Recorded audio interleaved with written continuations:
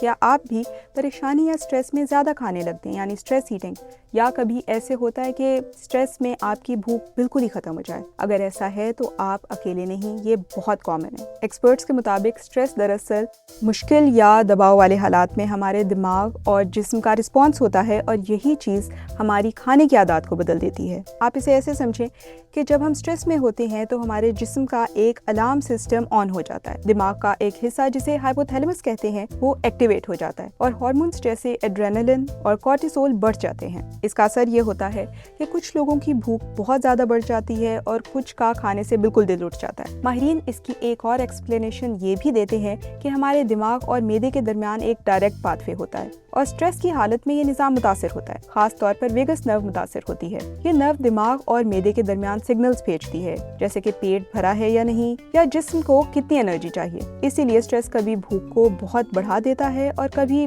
بالکل ختم کر دیتا ہے۔ اہم بات یہ ہے کہ جب ہمیں اچانک اسٹریس ہوتا ہے تو ہمارے دماغ کو فوری توانائی کی ضرورت پڑتی ہے اور وہ شوگر ڈیمانڈ کرتا ہے۔ اسی لیے اکثر لوگ چاکلیٹ، پیزا یا دوسرے جنک فوڈ کی طرف مائل ہوتے ہیں۔ لیکن اگر یہی اسٹریس لمبے عرصے تک جاری رہے یعنی کرونک اسٹریس ہو تو یہ سنگین مسئلہ بن سکتا ہے۔ کرونک اسٹریس میں خون میں شوگر کی مقدار بڑھ جاتی ہے، اور انسولین جو اسے کنٹرول کرتی ہے مؤثر طریقے سے کام نہیں کر پاتی، اور نتیجے میں ویٹ گین اور ڈائبٹیز ہو سکتا ہے۔ لیکن اچھی خبر یہ ہے کہ اس سب کو کنٹرول کیا جا سکتا ہے۔ سب سے اہم چیز ہے نیند پوری کرنا، کیونکہ اچھی نیند اسٹریس ہارمونز کو بیلنس کرتی ہے۔ اس کے علاوہ ایکسرسائز سے بھی فائدہ ہوتا ہے، اور بیلنسڈ اور ریگولر میلز لینے سے بھوک اور کریونگز کو کنٹرول کیا جا سکتا ہے۔ ایک آسان طریقہ یہ بھی ہے کہ گھر میں جنک فوڈ کو کم رکھا جائے، نہ آپ کے ایکسس میں ہوگا نہ آپ کھائیں گے۔